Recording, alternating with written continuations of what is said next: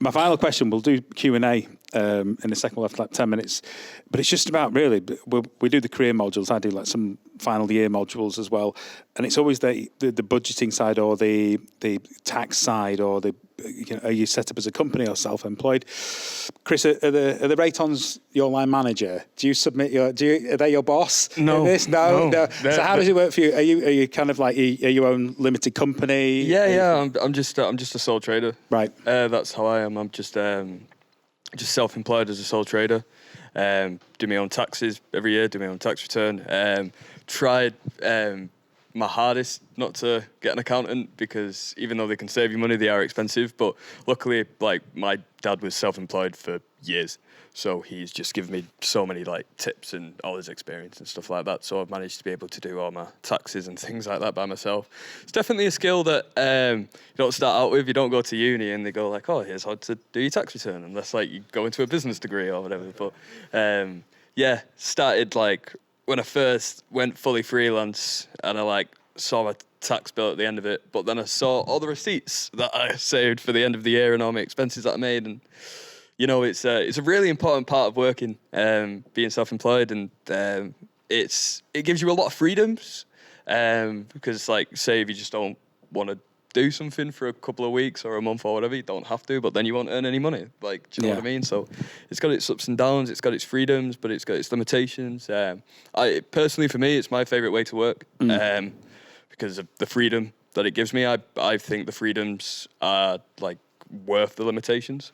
But yeah, just it's a skill that unis can try and teach you, but I don't think you fully do, and you pick it up as you go, and you're going to make mistakes, but that's like life, and you just I've been self-employed for like 5-6 years now, so I feel like I've got to a point where I'm pretty good at it. Receipts are your best friends. That's mate, you should see the folders I have, and like I'd scan everything in. Like anytime I park anywhere, like if I go Mackey's and I get like a double cheeseburger, that's going in my receipt folder. That was a work meal, that mate. So,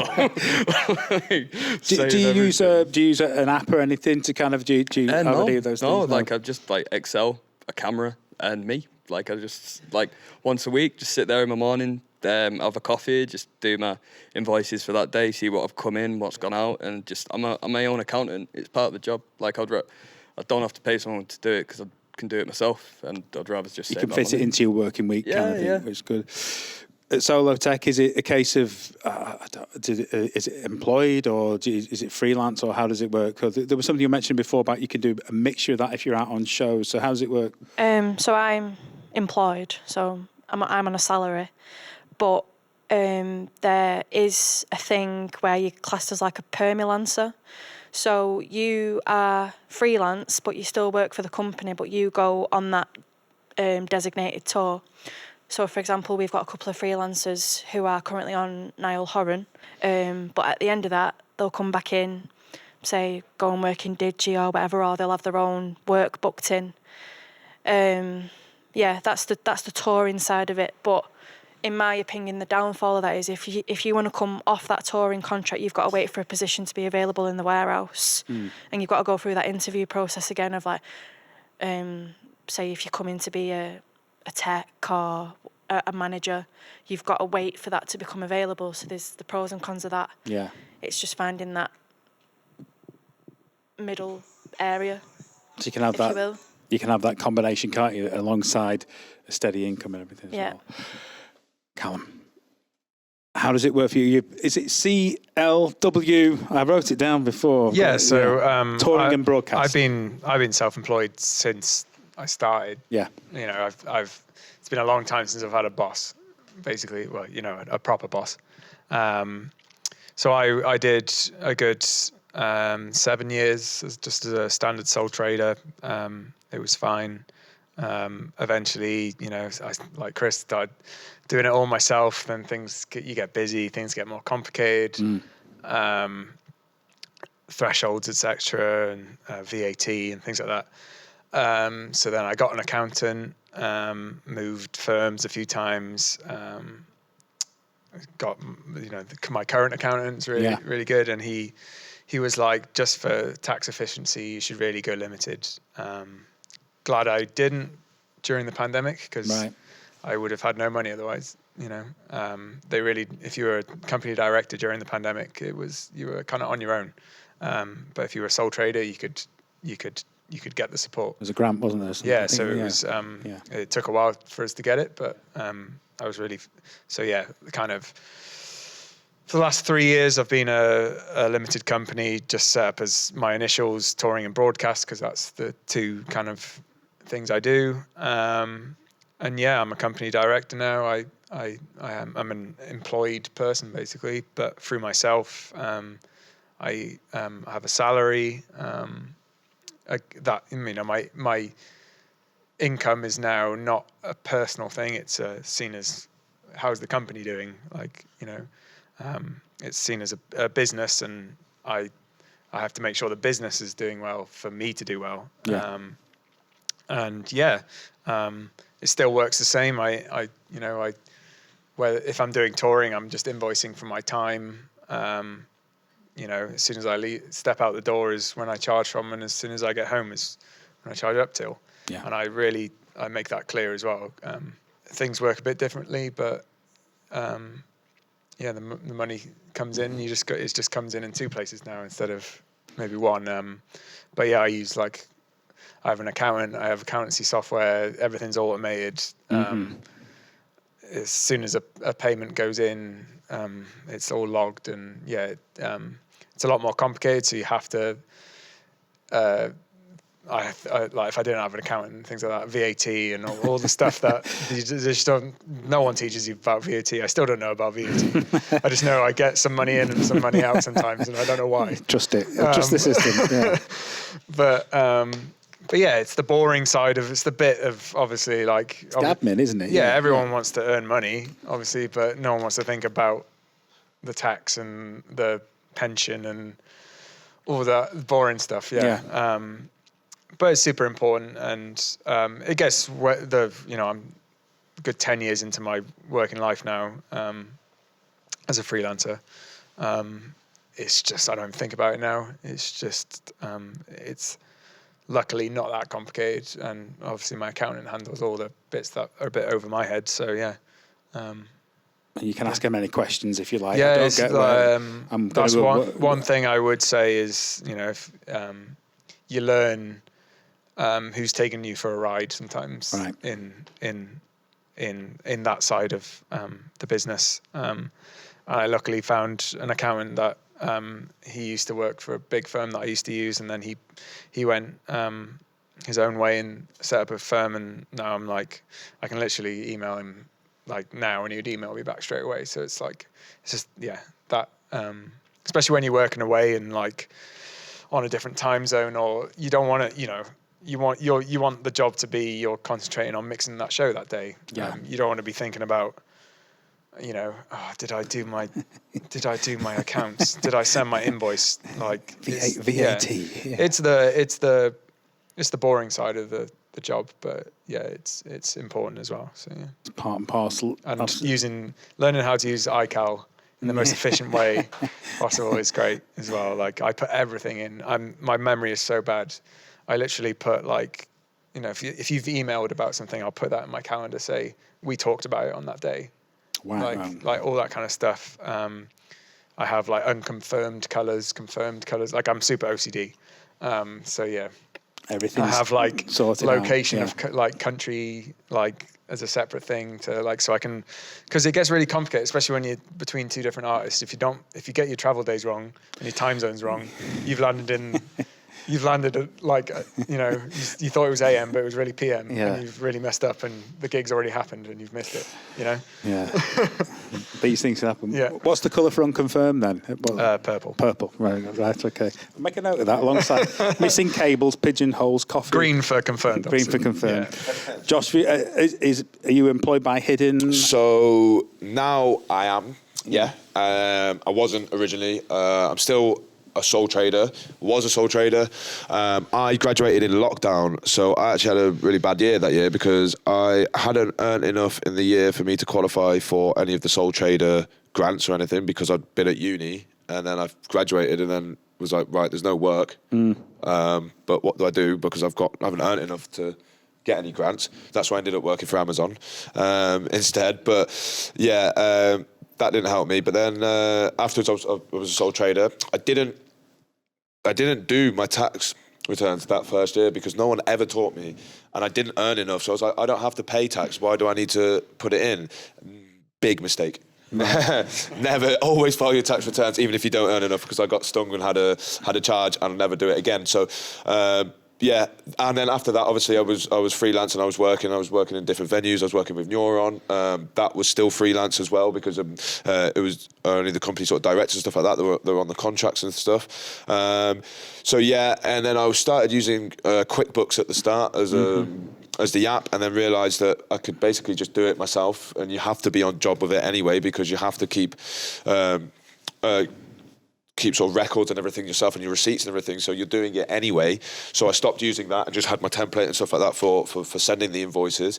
And it was just getting to the point where I was going to be getting an accountant, and then I obviously got the job as being the head sound engineer and was employed by Hidden, which took away a lot of my sort of invoicing and stuff like that because I was working there most of the time. So they pay me, and then I just do my own bits that I do myself aside of that, which has obviously dramatically decreased because I'm now working at Hidden a lot more. So it's a lot more manageable. So I just do it myself. But going back to what you said earlier on, Januaries are always a quiet period for us as well, even in the clubs after Christmas, New Year's, etc.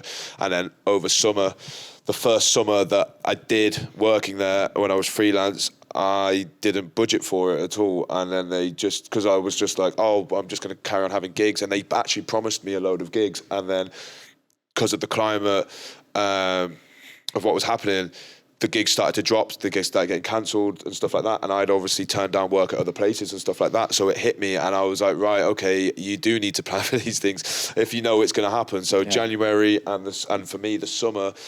Now that's why I'm always like actively looking for my work and everything, and to get things locked in early so that I know that they're happening, and also have something to fall back on as well, and just be sensible with it. And I suppose that's something that I've learned as experience. I learned the hard way. Do you have an admin day like Chris? Do you have like a sit down and do this on a Thursday morning or whatever? I don't know. Well, Monday. So typically my weekends are Sunday and Monday because I work obviously over the weekend in the clubs, and then I come back into the club doing all my repairs and maintenance and etc. So I'll normally, Sunday is like my chill out day, Monday is like I'll sit on my laptop and I'll be sending my emails and things like that, and then looking over my admin day and looking at my money and my invoicing, and or if there's been any other work that I do.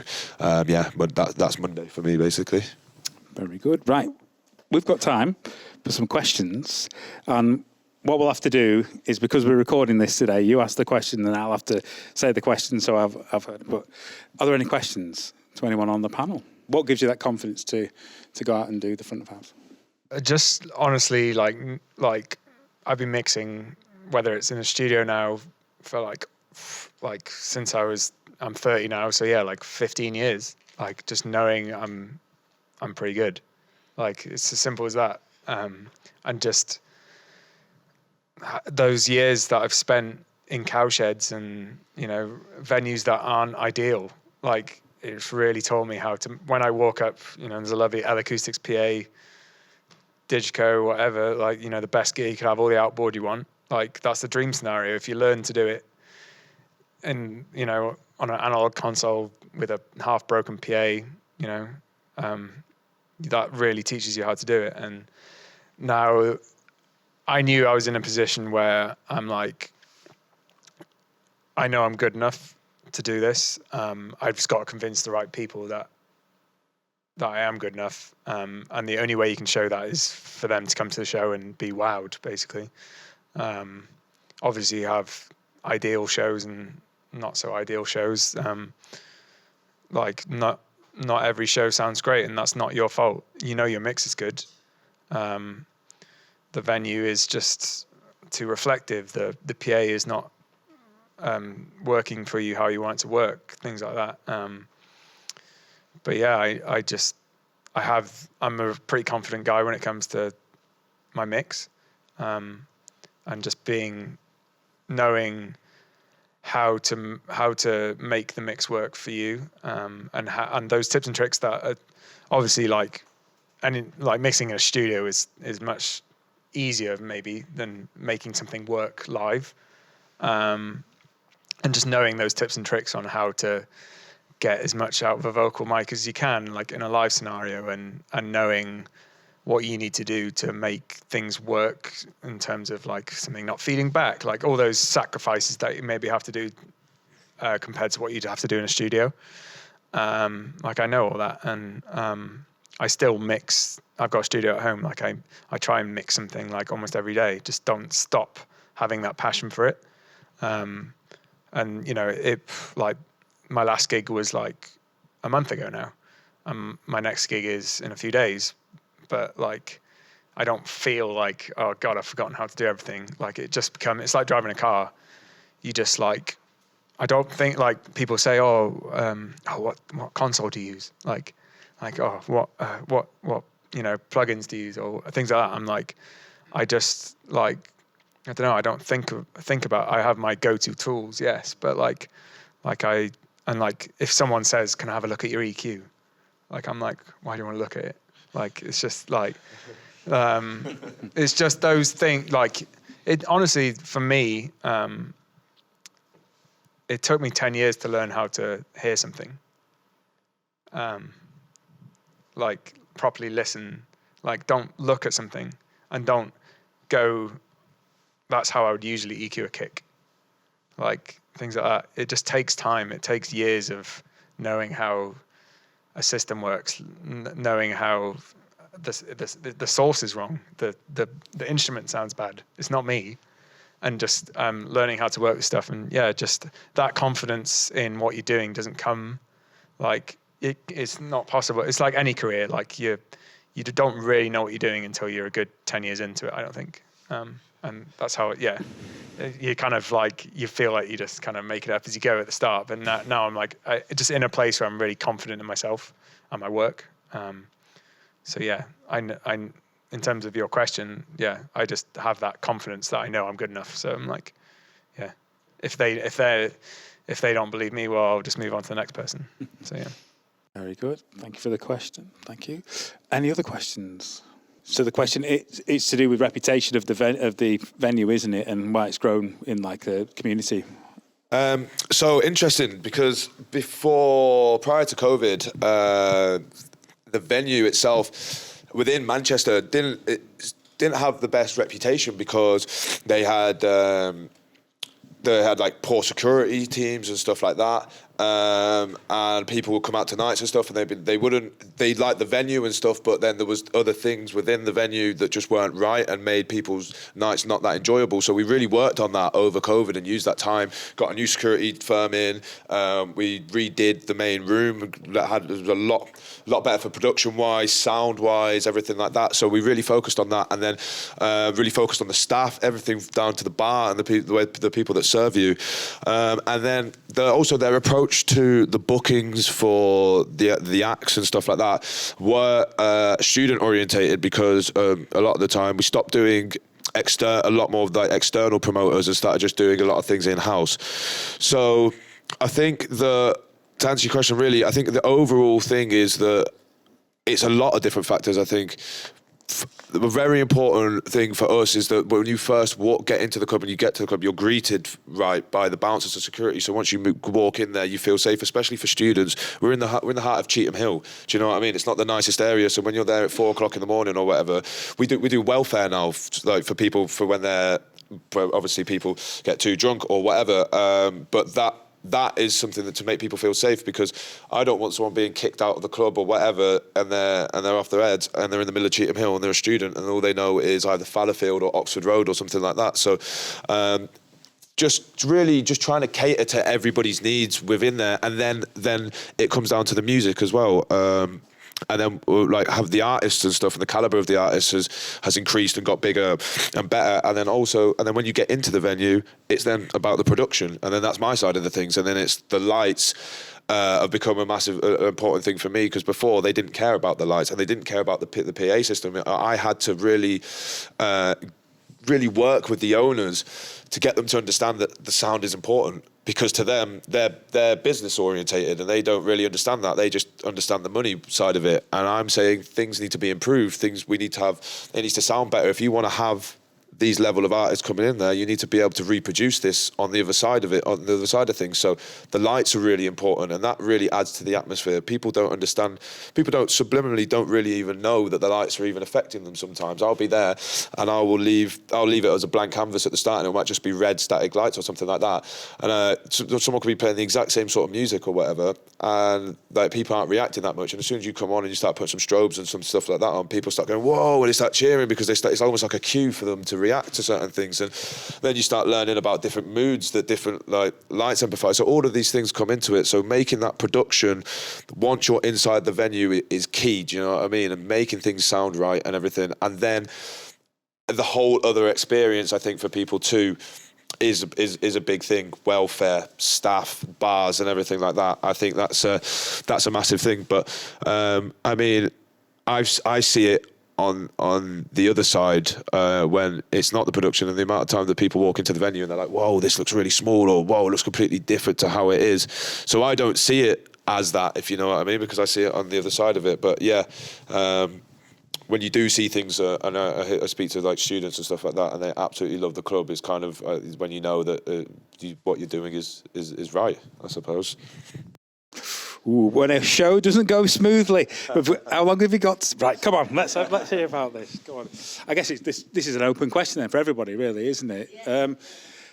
Rock and roll anecdotes, then, Chris. Come on, when it's gone wrong, just keep calm. Literally, it is just keep calm, because the second, like, I had a funny one where literally before the band walk out, they always walk on to Sweet Caroline.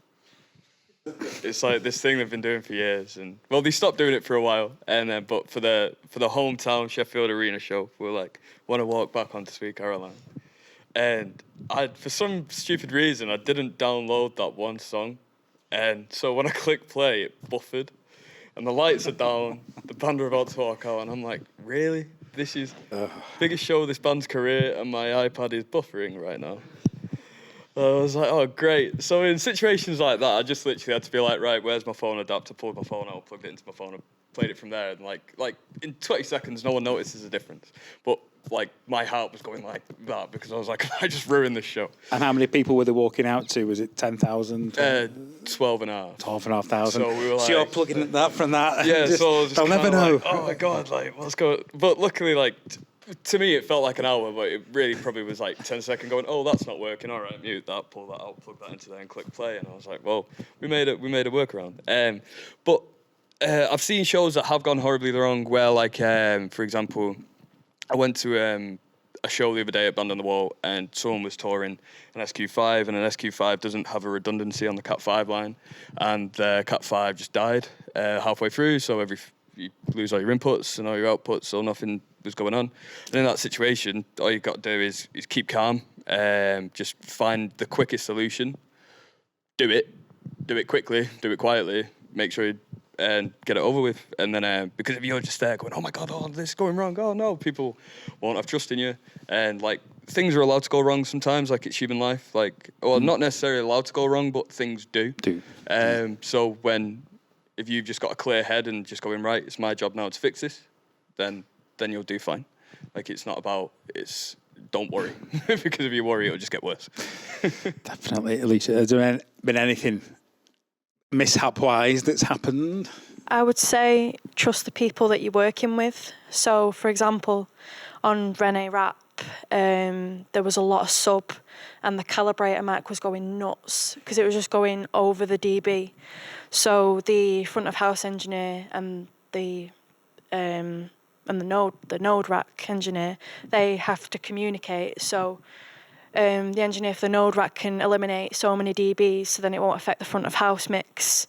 And when things are just like going, and even in my earplugs, I was like, are my earplugs working? So yeah, I just trust the people that you're working with, because it's not going to be all your fault if something messes up. Just make sure you plumb the rigging in on the PA. So it could be like a perfect sum of a few things happening at once, and then all come together. Has there been any mishaps at all? And I mean, it ranges from like major safety things to like, because of weather and, evacuating stages to fire alarms not going off, evacuating the whole building, stampedes, consoles breaking on me. Hang on a minute, stampedes. Yeah. Just because of panic, yes, people happened, and having to deal with those situations. And I'm in charge at the end of the day. Like, I'm the guy who has the mic that goes through the PA, and I have to make sure I'm ready for this to be there for an emergency sometimes. And I've had consoles break on me, and the replacement has luckily got there 5 minutes before doors, and just being I didn't get sound check that day, but I had to make it work in the first song. And again, like trusting my mix, knowing, and just like, even in life now, I just, it's really hard for me to get stressed, because what would be a major issue I'm not talking about, the world of audio or gigs or anything. I'm just talking about like some people get stressed about like leaving to go to the airport, or, if they're going on holiday, like none of like going through an airport now, I just don't even think about it. Like, but maybe like my parents, that would be like the most stressful thing they do all year. Like, where I'm like, it's just weird. Like, doing this job, you become so trained at dealing with high pressure situations and like finding solutions to problems, because you have to, at the end of the day, the gig has to happen. Yes. I've been soldering things minutes before the show's supposed to start, whole networks going down, like, especially when I did playback, like, I was relying on 6 computers to talk to each other the whole time and work constantly, and we all know how computers are. And it's the same with consoles. Consoles are just computers. Things go wrong, and like Chris was saying, like you're reliant on some, like your whole gig is based on like a cable sometimes, and things can go wrong, and you just got to deal with the situation when it happens. But yeah, I've been in a tour bus crash. I've been in like loads of stuff that's happened over my career, and having to do that loading the next day after you've not slept because you've been in a tour bus crash is a pretty intense thing to go through as not just as an individual, but as a team, and like coming together. And just, I've had PAs not work. Like, I'm like shouting at the system guy saying, there's only half a PA here. Like, and he's like, I did think it sounded weird all weekend. And I'm like, yeah, because half of it's on. Stuff like that. Just like, we're in an industry where we're relying on technology. Technology goes wrong all the time. So just learning how to adapt. And I've had gigs where, like, I'll admit this, like, the main vocal's not there first song. But it's back there in a few seconds, trust me. After that level of panic, it's just... there we go. It's just, you learn from those mistakes, and you never do it again once you do it, But, no matter how good you get at this job, you're always learning. So, and those real scary situations where it comes to safety and evacuations and tour bus crashes is where you really learn about life and really appreciate, like, everything after those kind of things. And, all that matters is that everyone was safe, kind of thing. When you're evacuating a stage, or the gig can happen another time. Like, puts it in perspective. Totally. Yeah. Josh, I guess hidden, is it smooth sailing? Never a mishap? All fine. I wish. I wish. Yeah.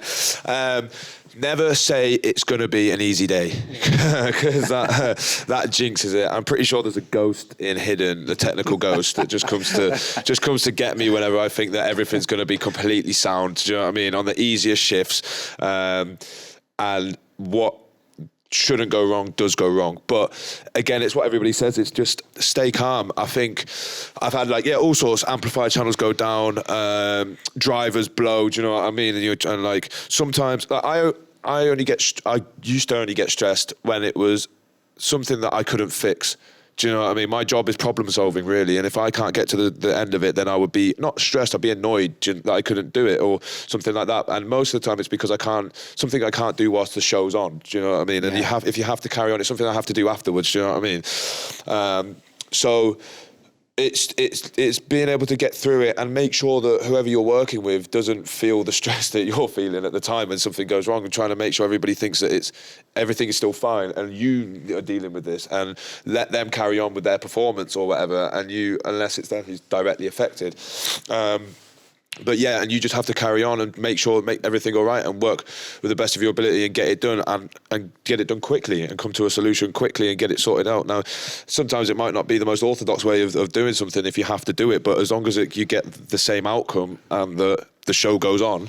The old line, the old classic line. Exactly. It, yeah. Then it doesn't matter, and then you can deal with it afterwards. As long as it's safe, like you said, safety is obviously the most important thing. As long as it's safe, but yeah, as long as then you can deal with it afterwards when everybody's left the venue. But just getting it cracking on and making sure that it works and that everybody's okay is the most important thing, basically. Very good. Thank you for the question. And that wraps it up for Spirit Plus for today. Thank you very much to Chris, Alisha, Callum, Josh, and thank you for everyone for coming along. Should we just do like a round of applause? Thank you. Capture it all. Cheers, thanks. We'll definitely put that on the podcast. We'll add that all in. And there we go. Thank you very much. Cheers and have a nice weekend. See you later. Thank you very much. Bye-bye.